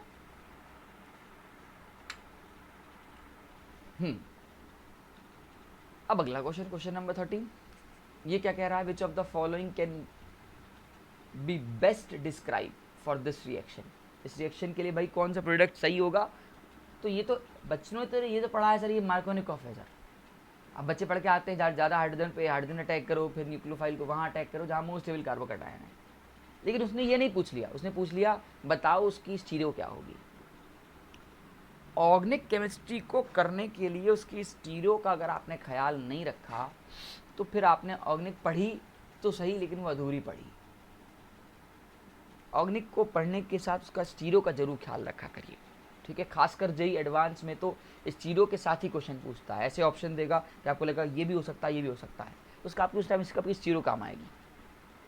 आप भी मेरे क्वेश्चन में देखोगे तो मैं बहुत ज़्यादा स्टीरियो को तवज्जो देता हूँ, बहुत ज़्यादा वेटेज रखता हूँ स्टीरियो को देने की। मैं चाहता तो सीधे पूछता इसका प्रोडक्ट बनाओ, तो दुनिया बना लेती। लेकिन जब मैं ये बोलूँगा ना रेस्मिक होगा, अकायरल होगा या ये होगा, तो आधे लोग साफ हो जाएंगे। देखो जेई चाहता है कि आप ना आओ उसके गेट में, मैं बहुत साफ बता दूं, जेई चाहता है कि आप उसके गेट में एंट्री ना लो, लेकिन आपको उसके अगेंस्ट लड़ना होगा। उसके लिए आपको उस लेवल तक की मेहनत करनी होगी। वो बोलता है मैं कुछ चुनिंदा बच्चों को पकड़ूंगा, मैं 10,000 8,000 बच्चों को पकड़ूंगा बस, आप लोग 10 लाख के प्लस हो। अब आप 10 लाख में से आपको ऐसा दिखाना होगा कि आप 10,000 से आ जाओ। तो अगर आपको उस गेट को लाना होगा तो कुछ तो डिफरेंस होगा यार। भीड़ से अगर आप अलग नहीं रहोगे तो फिर तो मार्कोनिकॉफ उसने भी पढ़ा, तुमने भी पढ़ा, तो क्या पढ़ा, है ना यार। तो आओ ज़्यादा बकवास ना करते हुए इसके 2 प्रोडक्ट बनाने की कोशिश सोचते हैं, क्योंकि स्टीरो की बात चल रही है। देखो दोस्त, ये मिथाइल तो मिथाइल रहेगा ही रहेगा। अब इमेजिन करना कि एक CH3 यहाँ पे है, या तो Br या तो यहाँ पे आएगा, ये तो मान के चल रहा हूँ Br यहीं पे अटैक करेगा। एक सिचुएशन ये हो सकती है दोस्त, और एक सिचुएशन ये हो सकती है।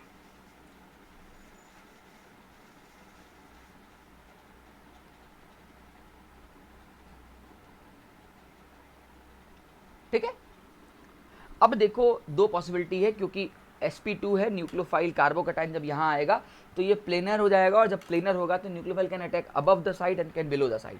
अबव होगा तो ये नीचे झुकेगा, बिलो होगा तो ये ऐसे उठेगा। तो 2 पॉसिबिलिटी दिख रही है हमको, मतलब 2 आंसर हो सकते हैं। अब हमने इनके बीच में रिलेशन देखना है कि रिलेशन क्या होंगे। तो क्या दिख रहा है आपको? ये क्या ये इसकी मिरर इमेज है? आंसर इज नहीं। क्या ये इसको सुपर इम्पोज करेगा? आंसर इज नहीं। तो जब सुपर इम्पोज नहीं करेगा तो एनेंशियोमर नहीं होगा, रेसमिक मिक्सचर नहीं होगा, और ना तो उसकी मिरर इमेज है, तो बचा कौन सा ऑप्शन? डायस्ट्रोमर। अकायरल से तो हटाया हुआ, साफ साफ दिख रहा है कायरल, ठीक है ना, तो इसको हटा दो। तो ये पेयर कैसा है? एक डायस्ट्रोमर का पेयर है। दूसरा तरीका ये भी था कि आप इसका RS निकालो, तो आपने पढ़ा है डायस्ट्रोमर में R वाला R रहता है और दूसरा वाला R वाला S बदल जाता है, मतलब एक को होल्ड करते हैं, दूसरे को वेरी करते हैं। आप वैसे भी कर सकते थे, लेकिन टाइम बचाना है हमको। तो मैंने चीज़ें देखा, ना तो ये इसकी मिरर इमेज, ना तो ये इसको सुपर इम्पोज कर पाएगा, तो ये 2 पेयर आपस में क्या है? डायस्ट्रोमर है। The conclusion of this question is कि मार्कोनिकॉफ करने के बाद हमको ये सीखना पड़ा कि हाँ यार, जो प्रोडक्ट बनते हैं उनका नेचर डायस्ट्रोमरिक नेचर होता है। ठीक है, क्लियर कट दोस्त। अगला क्वेश्चन, OSO4 दे रखा है। क्या करता है OSO4? पहले तो OSO4 की मैकेनिज्म देखो, ज़्यादा दूर नहीं जाऊंगा यार, इतना टाइम नहीं है। OSO4 ऑस्मियम होता है +8 ऑक्सीजन स्टेट के साथ। आपने कभी सुना हो केमिस्ट्री में तो मैक्सिमम ऑक्सीजन स्टेट इसके पास ही होता है पीरियोडिक टेबल में +8 के साथ। और इसकी जो मैकेनिज्म होती है दोस्त, सिन मैकेनिज्म होती है। कौन सी मैकेनिज्म होती है? सिन। अब इसमें जो यील्ड आती है वो OH की आती है, डायऑल्स बनते हैं।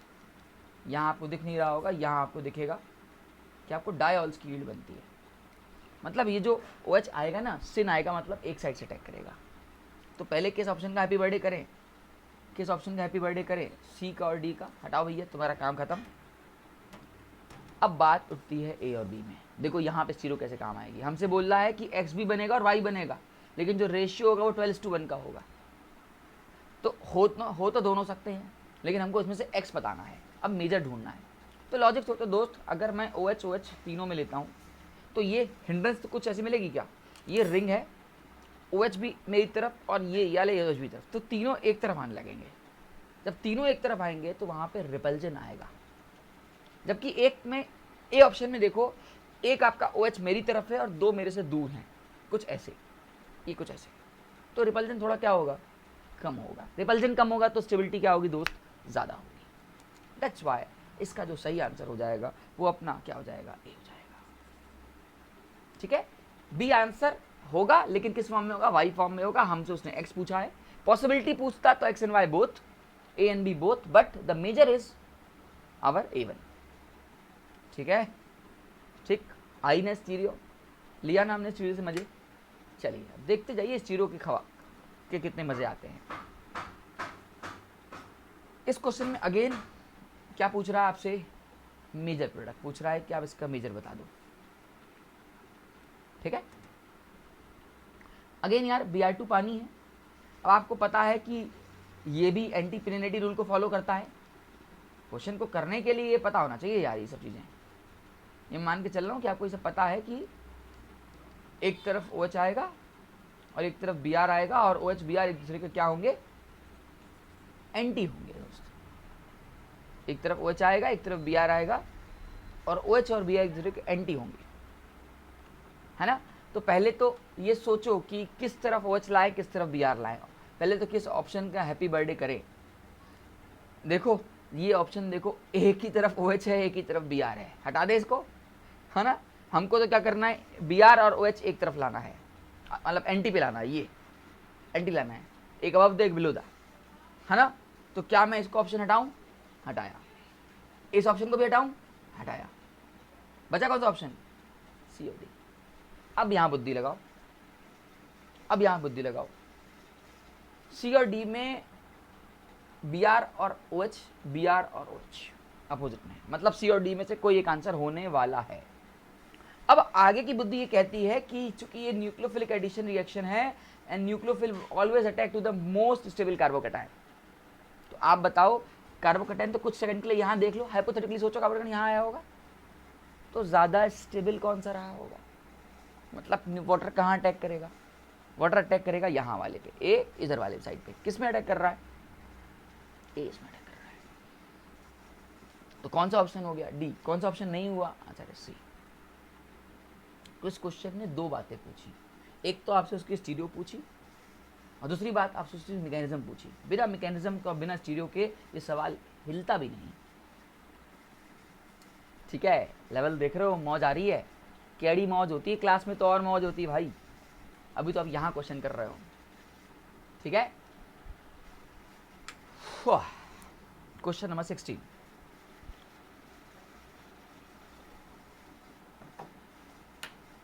ये क्वेश्चन क्या कहता है हमको, क्या सिखाता है ये क्वेश्चन हमको? हमसे बोल रहा है कि इनमें से कौन सी सीरीज यहां से यहां जाने के लिए सही है। मैं पहले तो उसको एलिमिनेट करूंगा, जो कि एलिमिनेट कोई आंसर होगा ही नहीं। चलो फिलहाल हमको यहां से यहां जाना है दोस्त। ठीक है, थोड़ी देर के लिए अगर मैं CCl2 CCl4 लगाऊंगा, मान के चलते हैं एक ऑप्शन लेते हैं यार, तो कुछ ऐसे होगा क्या?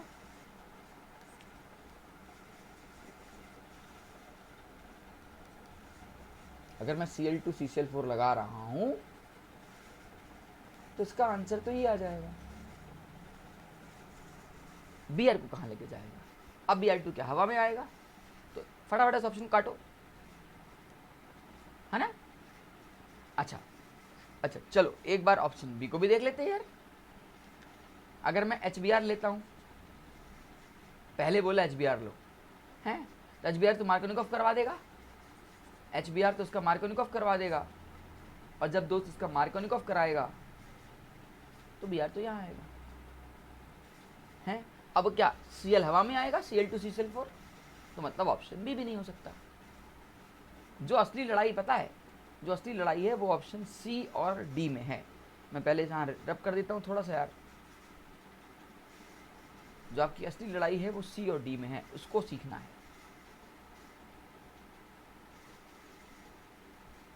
अगर मैं थोड़ी देर के लिए ऑप्शन सी को पहले उठाता हूं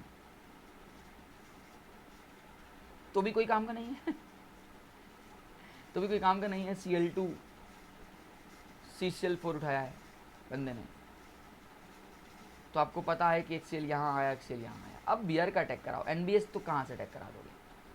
आपने पढ़ा होगा NBS N ब्रोमोसक्सिनामाइड होता है। अब फाइनली मेरा दोस्त ये खत्म, मतलब ये भी ऑप्शन नहीं हो सकता। अब बचता है मेरे पास एक ही आंसर, जो कि आंसर है डी। हो क्या रहा है? तो हो ही कुछ ऐसे रहा होगा। पहले आप क्या कर रहे हो, N ब्रोमोसक्सिनामाइड डाल रहे हो। NBS हमेशा वहाँ अटैक करता है जो sp2 के बगल वाला कार्बन होता है, जो कि sp3 होता है, और वहाँ पे आप Br लगाते हो। तो इसका आपने कुछ ऐसे किया होगा पहले स्टेप में, तो यहाँ पे आपने NBS लगाया पहले ऑप्शन में, ये पहला आया। इसके बाद आपने Cl2CCl4 डाला, Cl2CCl4 डाला दोस्त, तो आपको फोड़ करके ये आंसर आ गया। आई एम सॉरी सर, ये कुछ ऐसा आंसर आया। इसका आंसर क्या हो गया दोस्त? ठीक है, सिंपल क्वेश्चन था। चलो अगला क्वेश्चन नंबर 70।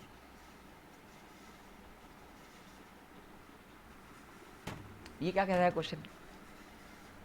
हमसे बोल रहा है कि पहले H+ है और हीट दे रखी है, तो ठीक है, H+ और हीट के साथ अपन लोग इसका डिहाइड्रेशन कर दें, पानी बाहर निकाल दें। ये अल्फा ये बीटा मैंने कर दिया। अब ये कोल्ड KMnO4 क्या है? ये कोल्ड KMnO4 क्या है? याद हो तो cold KMnO4, cold and dilute KMnO4 डायऑल लाता था। मैंने पीछे की रिएक्शन मैकेनिज्म में बहुत कुछ बताया है, वहाँ पे ये भी बात बताई है कि तेरा सर बी ये हो जाएगा। हाँ, अब क्या है, CrO3 क्या है? ऑक्सीडाइजिंग एजेंट, ऑक्सीडेशन करेगा, ऑक्सीडेशन करवाएगा। तो भैया आपने पढ़ा है कि क्या 3 डिग्री अल्कोहल का ऑक्सीडेशन होता है under normal temperature condition? Answer is नहीं। 2 डिग्री का होता है तो आंसर इज यस। क्या बनता है सर? कीटोन बनता है। तो ये किया CrO3 दोस्त, और यहाँ पहुँचे कुछ। इसको हम ऑक्सीडाइज करा नहीं सकते दोस्त, इसको कराऊंगा तो ये आएगा। ठीक है, फटक से ऑप्शन ये आया। इन सब का हैप्पी बर्थडे करते चले जाओ यार। ठीक, बहुत बहुत बहुत सिंपल क्वेश्चन था। चलो अब ये क्वेश्चन क्लासी है थोड़ा, ये क्वेश्चन थोड़ा समझने लायक है।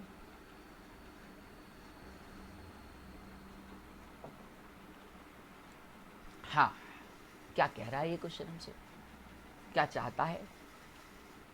तो देखो, पहचानो, रिएजेंट पहचानो। यहाँ पे दे रखा है NaNH2।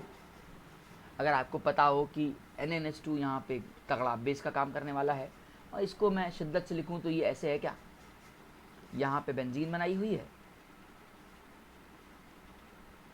ये C∼CH है, और आप इसमें NaNH2 डाल रहे हो। तो पहले तो देखो एसिड बेस रिएक्शन होने वाली है, और दोस्त ये तुरंत ऐसे निकल जाएगा C-।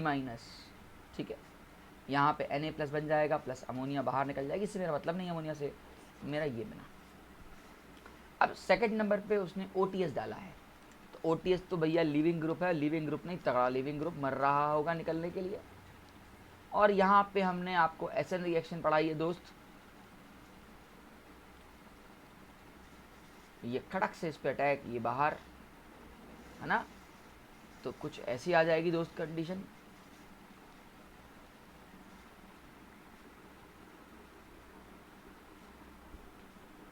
ये ऐसा। इसके बाद क्या, ये तुम्हारा A हो गया ना। इसके बाद हमारा क्या है, उसने डाला है B। क्या है? NaNH3 सोडियम के साथ।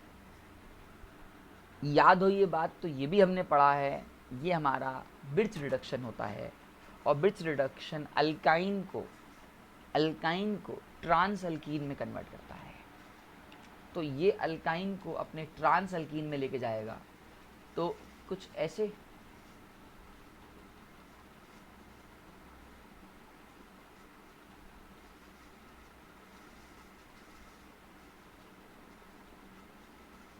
मैं यहाँ पी एच लिख दे रहा हूँ यार, ठीक है, ये एच और ये, तो ये आपका क्या बन गया दोस्त, ये आपका बन गया बी। अब ये क्या भैया, ये क्या है अगला, C, MCPBA, meta chloroperoxy benzoic acid, MCPBA, meta peroxy chloro benzoic acid है। अब ये MCPBA का काम क्या है, इसका काम परऑक्सी पैदा कर रहा है। क्या पैदा करना है, परऑक्सी। परऑक्सी बोले तो पहले तो परऑक्सी बनता है, फिर परऑक्सी होने के साथ साथ आपको एपॉक्साइड की रिंग बन जाती है। क्या बन जाती है, एपॉक्साइड्स की रिंग बन जाती है। और ये कुछ समथिंग समथिंग समथिंग ऐसे, यहाँ पे आपका पीएच, ये ऐसे और ऐसे। कोई ऑप्शन है क्या, हाँ हाँ हाँ, एक ही ऑप्शन है, ऑप्शन बी। अब मेरे पास एक तरीका भी था, मैं आपको दिल से बोलूँ, ये तो मैंने आपके लिए किया, लेकिन क्वेश्चन को सेकंड्स में ख़त्म कैसे करेंगे। मैं देखा पूरा जब मैंने पढ़ा, तो मैंने यहाँ मुझे NaNH3 दिख गई। जब NaNH3 दिख गई तो दिमाग तुरंत ठनका बक्का, भैया ट्रांस दिखना चाहिए। और तुम दोस्त देख सकते हो, उसमें कोई भी ऑप्शन में ट्रांस नहीं है, कोई भी ऑप्शन में ट्रांस नहीं। बाकी तो प्रोडक्ट क्या बनेगा वो बाद में देखा जाएगा। ये होता है क्वेश्चन का टाइम बचाना। पूरा चाहते हो तो ठीक है, मेरा काम है यार पूरा आपको बताना, लेकिन आप पूरे मत के पीछे मत पड़ो, आप सड़क से एग्जाम में हॉल में आओ। यहाँ पे आपको ये सिस्टम दिख रहा है, ठीक है, बाकी कोई ऑप्शन नहीं है। एक बार लड़ाई होती तो A और B में होती, C और D तो दूर दूर तक हटा ही देते, ठीक है। इसलिए मैं कह रहा था आपसे कि यार टाइम बचाओ, टाइम बचाओ, ठीक है। हाँ, क्वेश्चन नंबर 19। इस क्वेश्चन में ऐसा मैंने क्या दे दिया है जो इस क्वेश्चन को करने को कह दिया, आओ देखते हैं। तो बहुत सिंपल क्वेश्चन आ गया यार। पहले कार्बोकैटायन यहाँ आया,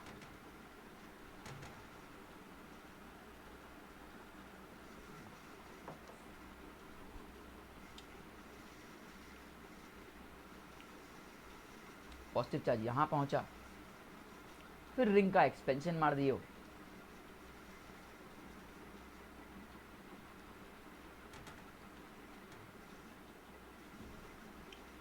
जगह है मेरे पास। हाँ, अगर मैं रिंग का एक्सपेंशन करूंगा तो मैं 5 की रिंग में पहुंच जाऊंगा,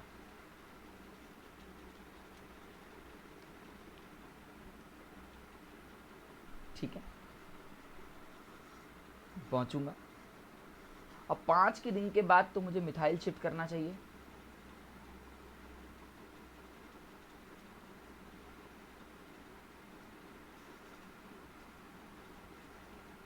और मिथाइल शिफ्ट करके मुझे यहाँ पहुँचना चाहिए। अब भैया इसमें कड़क से किसका अटैक करा दूंगा, मैं अटैक करा देता हूँ अपन लोग न्यूक्लियोफाइल का, दैट इज Br माइनस का।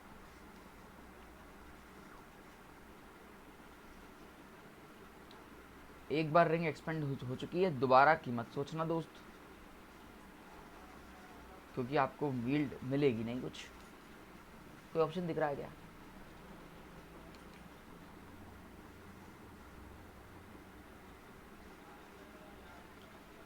ठीक है। चलो भाई, कुछ ही क्वेश्चन बचे हैं, दैट इज क्वेश्चन नंबर 20 है।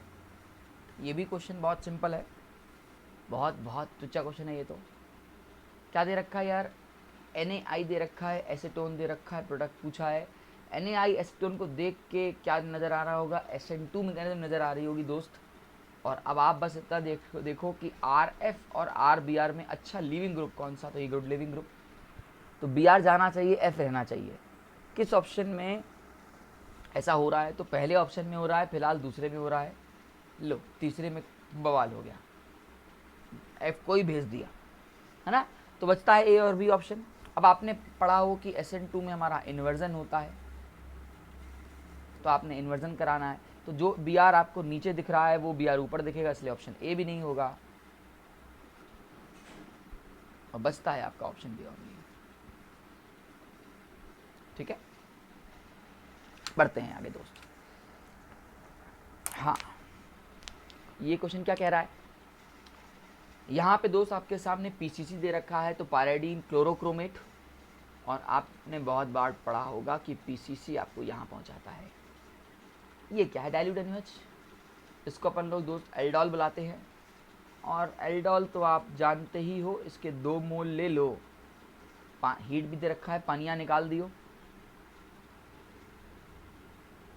तो आपने पढ़ा होगा एल्डोल में, मान लेते हैं एक को न्यूक्लियोफाइल ले रहा हूँ कि OH माइनस का अटैक यहाँ पे H को गायब किया, करने के बाद मैंने इसको कुछ ऐसे बनाया, है ना, एक इसका ये फॉर्म और एक इसका ये फॉर्म,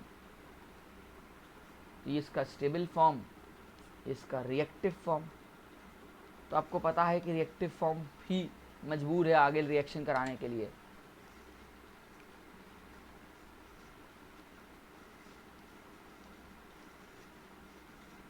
अब आप इसका अटैक कराओगे यूं, और यह खड़क से ब्रेक किया, है ना,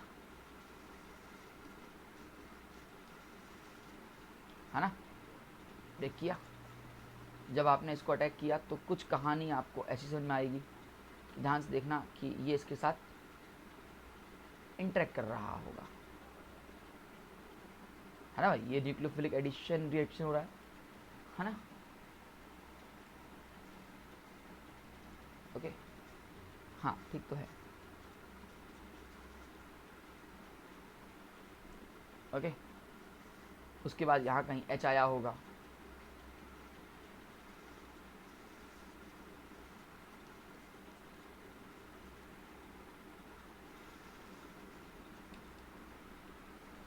कुछ तो मिस्टेक हो रही है मुझसे यार।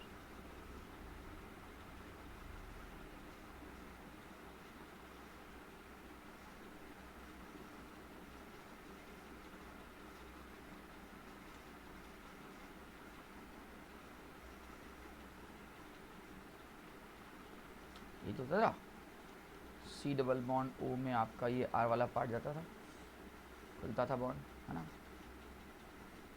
चलो चलन दे, ठीक है ठीक है ठीक है ठीक है। H हीट, ये इसके साथ इंटरेक्शन आपका,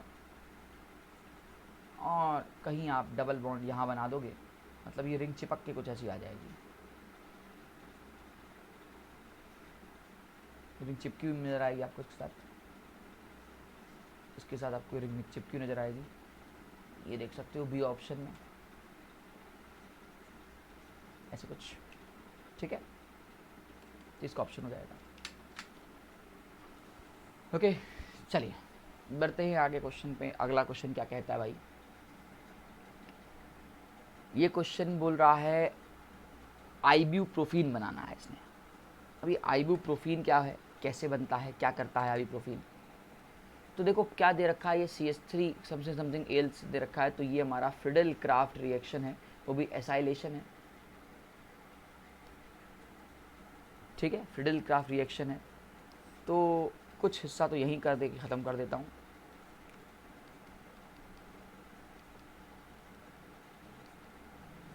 ये दोस्त तेरा A बना, अब इसको एक से मतलब नहीं, मतलब इसको A बोल देता हूँ, इसको B बोल देता हूँ, इसको C बोल देता हूँ, इसको D बोल देता हूँ, और ये हमारा I नहीं बोल देता हूँ। फिलहाल इसको मैंने A मान लिया। अब क्लेमेंसन रिडक्शन हो रहा है, तो बच्चे ये निकल रहा होगा, क्लेमेंसन रिडक्शन आपने पढ़ा होगा, तो हम यहाँ कहीं पहुँचेंगे।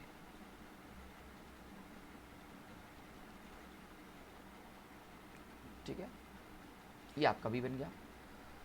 अब इसके बाद फिर से इस पर अटैक हो रहा है, मतलब पहले आपको कुछ ऐसे था, ये एक बार देख लेते, ये था ना CH2 CH CH3 और फिर से फ्रिडल क्राफ्ट एसिटाइलेशन हुआ है, तो ये इसका पैरा पोजीशन पे अटैक करेगा, यहाँ पे अटैक होने वाला है, और जब इसके पैरा पोजीशन पे दोस्त अटैक करेगा तो कहानी कुछ ऐसी आएगी, ये एकदम मतलब पिक्चर वैसी की वैसी। यहाँ पे मेन आपका आएगा COCH3, है ना, ये आपका क्या हो जाएगा, C हो जाएगा। इसके बाद इसमें इसके बाद इसमें NaCN का अटैक हुआ है ना। तो ठीक है, ये तो बहुत सिंपल है, H+ के साथ हुआ है तो OH और CN आ जाएगा। साइनोहाइड्रिन आपने पढ़ा हो तो, आपने साइनोहाइड्रिन पढ़ी हो,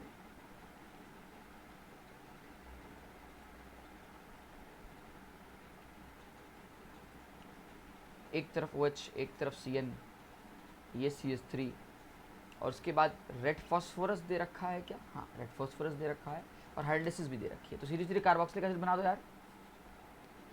रेड P पहले इसको हीट करेगा HI के साथ और फिर कार्बोक्सिलिक एसिड बना देगा, है ना। ये खत्म हो जाएगा हीट होके और यहाँ पे कार्बोक्सिलिक एसिड टाइप बन जाएगा। तो कुछ ऐसा, बहुत ही गंदा क्वेश्चन था ये तो।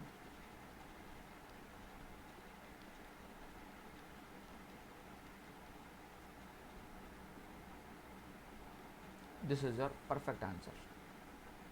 कोई ऑप्शन है भाई, कोई ऑप्शन है?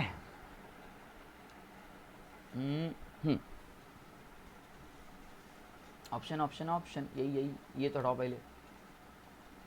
एक ये हो सकता है, ये हो सकता है, यही बचा अभी, है ना। भी ऑप्शन मैच कर रहा है ना इससे। देखो CH CO इधर CH3 COH ये दिख रहा है, और यहाँ पे CH2 CH3 दिख रहा है। ठीक है, तो ऑप्शन बी आपके सामने है। ठीक दोस्त। हाँ, क्वेश्चन नंबर 23 क्या कहता है हमसे? हमसे बोलता है कि x और y को डिफ्रेंशिएट किससे कर सकते हैं। तो ऑप्शन क्या है पहले तो समझते हैं। सब में क्या कर रखा है, कॉमन क्या है, H3O+, मतलब पहले इसमें H3O+ लगा के देखते हैं, उसके बाद देखेंगे फेलिंग होगा, NaI होगा कि ये होगा सोडियम होगा। आओ दोस्त करके देखते हैं। पहले H+ पानी है, मैं इसको ऐसे लिख रहा हूँ थोड़ा, तो मैं इसका अटैक कराऊंगा।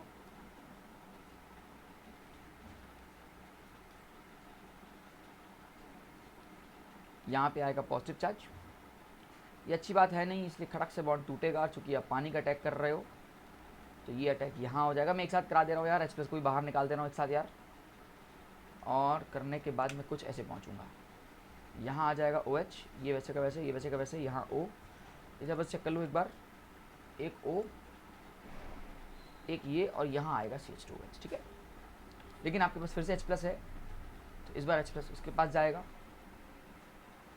तो कुछ ऐसी कंडीशन आएगी, ये एक OH, ये वैसे का वैसे, ये वैसे का वैसे, यहाँ OH, ये वैसे का वैसे, यहाँ, ये वैसे का वैसे, यहाँ OH। पॉजिटिव चार्ज अच्छी बात नहीं है, फिर से वही आप पानी का अटैक कराओगे, H+ को बाहर निकाल देना बाद में। तो ये बॉन्ड यहाँ टूटा, यहाँ आया पॉजिटिव, पानी ने अटैक किया यहाँ पे, तो कुछ समथिंग समथिंग कुछ ऐसा बन जाएगा क्या, COH, ये C, यहाँ पे एक OH आ जाएगा, प्लस दूसरे वाले के साथ भी ऐसे ही होगा कुछ क्या,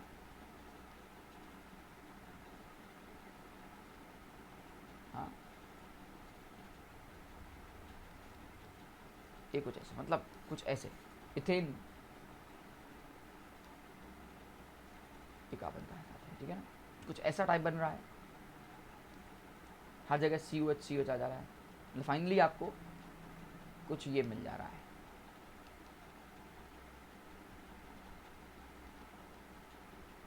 ना, कि 2 मोल्स। हमको तो 1 मोल से मतलब फिलहाल, हमको तो फिलहाल 1 मोल से मतलब है ना, ये हमको मिल रहा है।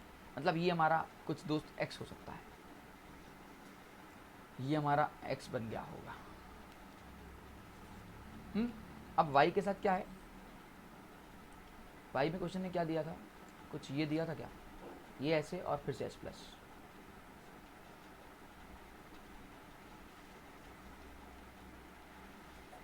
और यहाँ पे आपने H+ का अटैक कराना है, फिर वो 3 बार, एक बार फिर इस पे, फिर इस पे 3 बार कराना, और आपको फॉर्मल्डिहाइड मिल जाएगा। 1 मोल, 2 मोल, 3 मोल, हाँ फॉर्मल्डिहाइड आपको मिल जाएगा। ठीक है, एग्जैक्टली फॉर्मल्डिहाइड मिल जाएगा। अब तो मतलब फाइनली तुम्हारे पास X के नाम पे ये आया,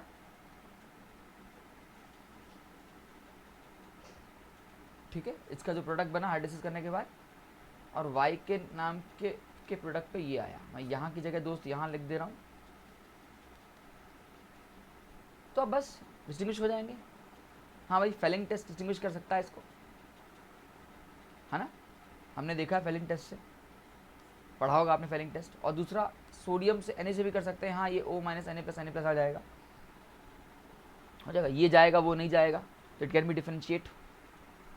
फेलिंग टेस्ट में आपका ये नहीं जाएगा, फॉर्मल्डिहाइड चला जाएगा, ये नहीं जाएगा, तो ये भी तरीका है ना। तो इसलिए ऑप्शन हमारा डी हो जाएगा। बहुत प्यारा क्वेश्चन था। चलो, इतना सीखने के बाद और भी क्वेश्चंस हैं, बट आप करते रहना। ये क्वेश्चन आप ले लो, मुझे कमेंट बॉक्स में इस क्वेश्चन का रिप्लाई देना, ठीक है। इस क्वेश्चन का कमेंट बॉक्स में रिप्लाई देना कि कौन सी मैकेनिज्म टेक प्लेस कर रही है। और मैंने लास्ट पार्ट मैंने 12 या 11 में इसको बताया है, ठीक है। कमेंट करना, ठीक है। ओके, क्वेश्चन नंबर 25 मुझे बोल रहा है ये फलाने रिएक्शंस हो रही हैं और हमसे कीटोन पूछ रहा है कि कीटोन कौन सा होगा। देखो, इस क्वेश्चन को करने का तरीका है कि एक तो भैया पहले आप सबको करके वहाँ पहुँचाओ, इतना टाइम है नहीं। आप इस क्वेश्चन को रिवर्स सोचना। जब आप रिवर्स सोचोगे तो देखो, तुम्हारा ये कीटोन है, ये एल्डी, ये भी आपका कीटोन, ये एल्डिहाइड है, इसका इनॉल बना दो। ये अल्फा तुम्हारा, ये बीटा तुम्हारा, तो ये C डबल बॉन्ड C, ऐसे तो कुछ रहा होगा डबल बॉन्ड आने से पहले। तो यहाँ पे तुम्हारा एक CH3 आया, तो यहाँ पे H आया। इसमें यहाँ पे एक ऐसे है और एक ऐसे है, तो तुम्हारा ये C रहा होगा और C का एनालिसिस करने के बाद यहाँ आया होगा। अब ये बोल रहा है पानी पड़ा हुआ है। अब पानी पड़ा है तो मार्कोनिकॉफ को फॉलो किया होगा इसने, तभी तो B आया होगा। तो मतलब B कुछ ऐसे आया होगा, B कुछ तुम्हारा ऐसे आया होगा कि ये ऐसे रहा होगा, ये ऐसे रहा होगा, ये ऐसे रहा होगा।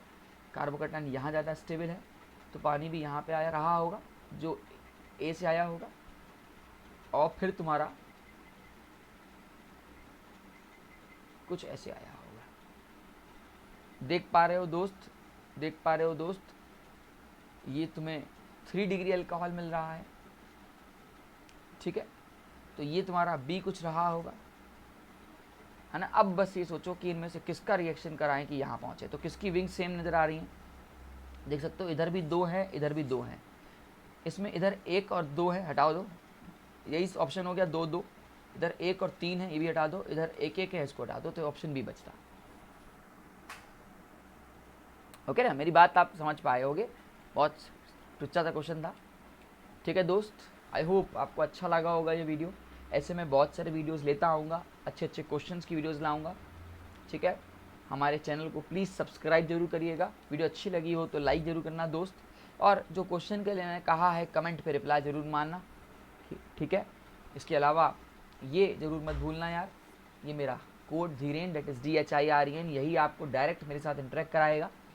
Thank you very much, have a nice day, अपना ख्याल रखिएगा एंड नोटिफिकेशन को दबाना मत भूलिएगा। बाय।